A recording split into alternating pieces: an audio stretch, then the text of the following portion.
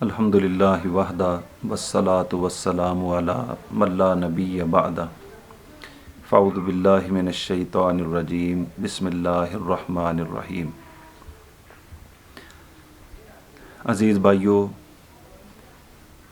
اور مسلمانان پاکستان، آج حقیقت بات ہے کہ دل بہت رنجیدہ ہے اور افسردہ ہے کہ مملکت خداداد پاکستان جو کلمے کے نام پر وجود میں آیا، جس کی ابتدا بنیاد لا الہ الا اللہ محمد الرسول اللہ ہے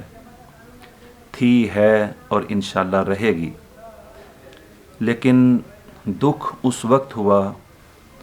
کہ جن لوگوں نے اس ملک کے اندر کلمے کی ترویج کے لیے محنتیں کی، مشقتیں کی، اور ان کے اندر میں سمجھتا ہوں بہت بڑا کردار مولانا طارق جمیل صاحب کا ہے، اللہ ان کی حفاظت فرمائے۔ دکھ اس وقت ہوا کہ جب اس اللہ کے بندے نے، یہ کوئی عام آدمی نہیں ہے، مبلغ اسلام ہے، اور صرف ان کی دینی خدمات، تبلیغی خدمات، اسلامی خدمات صرف پاکستان کے اندر نہیں ہیں، بلکہ حقیقت ہے کہ دنیا کے 7 براعظموں کے اندر یہ اللہ کا بندہ دین کا پیغام لے کر پہنچا، دین کی تبلیغ لے کر پہنچا، اور ایک ایسی کیٹیگری کو مسلمانوں کے اندر، چونکہ اس وقت مختلف مکاتب فکر اور مختلف نظریات کے حاملین اور مختلف طبقات پیدا ہو چکے ہیں، جو ایسا طبقہ کہ جو نہ مسجد میں آتے تھے، نہ وہ ان کے تحفظات اور ان کے معاملات تھے، وہ کسی دینی کام کے اندر دلچسپی نہیں لیتے تھے، اور اس اللہ کے بندے نے بہت محنت کی، مشقت کی، اور ایک ایسے گھروں کے اندر اللہ کے دین کی تبلیغ پہنچائی، بیوروکریسی کے اندر، اسٹیبلشمنٹ کے اندر، پوش ایریاز کے اندر، اور یورپ کے اندر، امریکہ کے اندر جا کر، بزنس کمیونٹی کے اندر جا کر، سوشل سلسلے کے اندر جا کر انہوں نے بہت زیادہ اللہ کے دین کی خدمت کی ہے، اللہ قبول فرمائے۔ ہو سکتا ہے مجھے بھی ان سے کچھ چھوٹا موٹا اختلاف ہو، وہ اپنی جگہ پہ ہے، لیکن حقیقت ہے کہ انہوں نے، چونکہ کرونا کا ماحول ہے، پوری دنیا اللہ کے عذاب کے اندر گھری ہوئی ہے، پاکستان غریب ملک ہے جس کی معیشت تباہ ہوئی ہے، پہلے ہی تباہ کن تھی، اور یہ جو وزیر اعظم اس کو بنانے کے لیے کوشاں تھے،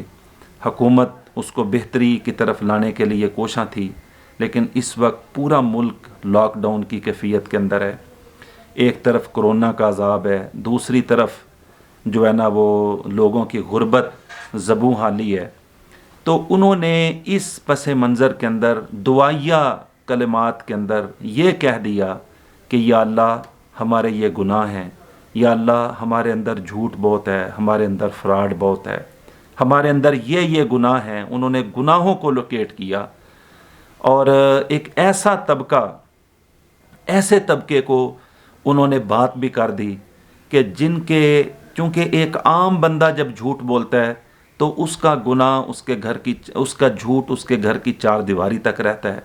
اس کا جھوٹ اس کے صرف خاندان تک رہتا ہے، لیکن جب الیکٹرانک میڈیا، پرنٹ میڈیا کے اندر جھوٹ بولا جاتا ہے تو وہ پوری دنیا کے اندر چلا جاتا ہے، پوری دنیا کے اندر سرایت کر جاتا ہے۔ تو انہوں نے اس کنائے اور پنائے کے اندر یہ بات کہی کہ ہم اپنے میڈیا کی اصلاح کریں اور میڈیا سے جھوٹ کو نکالیں،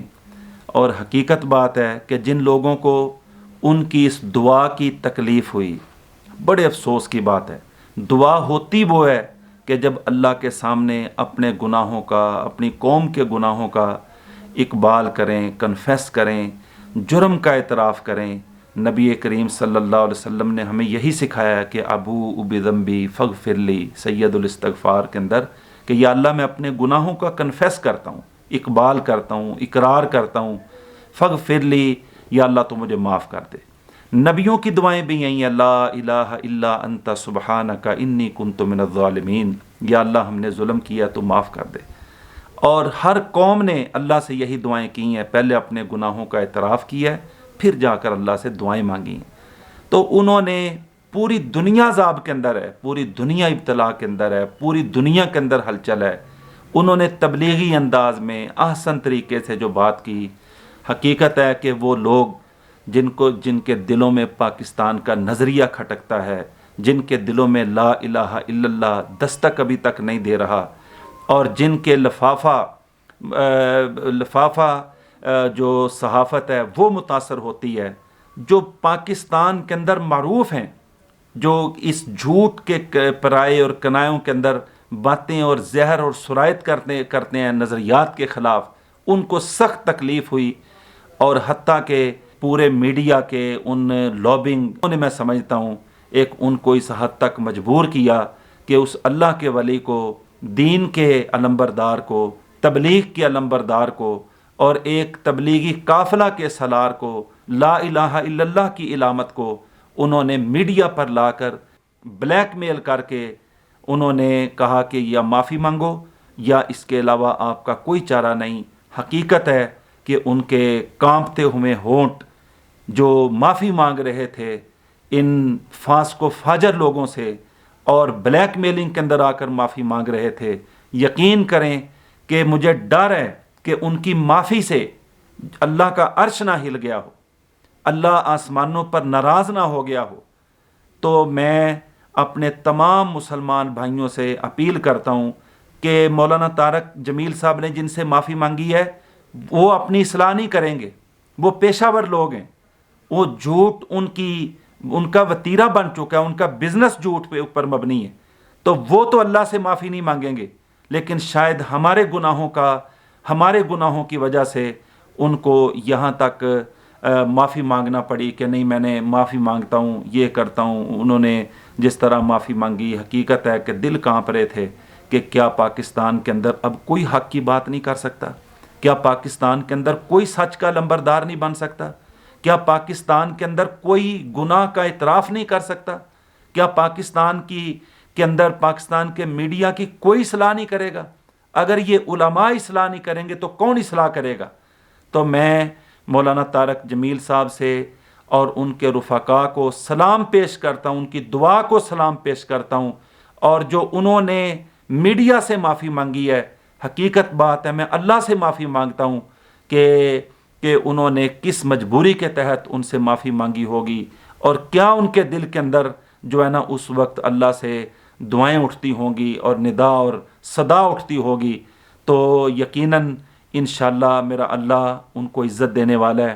وَتُعِزُّ مَن تَشَاءُ وَتُذِلُّ مَن تَشَاءُ بِيَدِكَ الْخَيْرُ, یہ عزت اور ذلت اللہ کے ہاتھ میں ہے. تو میں ان سے اپنی ساری قوم سے, بالخصوص جو بلوچستان کے اندر چاہے شوانی قوم ہے, بنگلزئی قوم ہے, مرغزانی قوم ہے, جتک قوم ہے, لیڑی قوم ہے,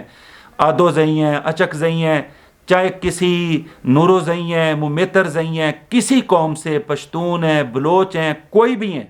چونکہ بلوچستان کے اندر میں ریپریزنٹ کر رہا ہوں کہ ان تمام بلوچ قبائل کی ان کے ساتھ ایک بڑی والہانہ محبت ہے. وہ ان کے اوپر جان نچھاور کرنے کے لیے تیار ہو جاتے ہیں. یہ صرف میں سمجھتا ہوں میڈیا کے اس چند لوگوں نے مولانا طارق جمیل صاحب کی حد تک آمیز معافی مانگنے پر ان کو مجبور نہیں کیا, بلکہ بلوچستان کے غیور قبائلی عوام کے دلوں کو گزند پہنچایا ہے, تکلیف پہنچائی ہے, ان کے ضمیروں کو جھنجھوڑا ہے. تو انشاءاللہ ہم پہلے سے زیادہ ہم ان کے ساتھ کھڑے ہیں, ہم ان کی حمایت کا اعلان کرتے ہیں. اور حقیقت ہے کہ جنہوں نے ان کو اس طرح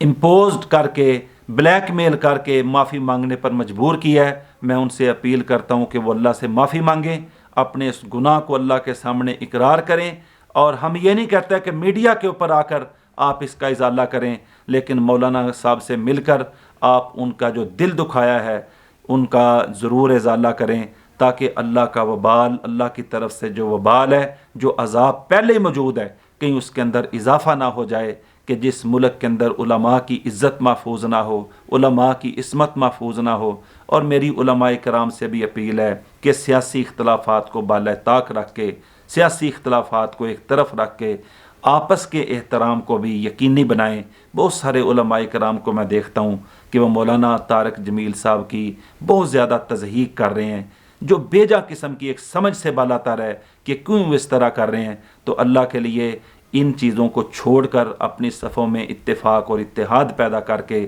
دعوت و تبلیغ کا جو ان کا سلسلہ ہے اس کی طرف توجہ دی جائے، اور جو اللہ کے دین کے لیے کوئی بھی محنت کر رہا ہے انشاءاللہ ہم ان کے ساتھ کھڑے ہیں، ہم ان کے شانہ بشانہ کھڑے ہیں، اور انشاءاللہ ان کی حمایت کا اعلان کرتے ہیں۔ اللہ رب العالمین ہم سب کو اللہ کی طرف رجوع کرنے کی توفیق عطا فرمائے۔ جزاکم اللہ خیر۔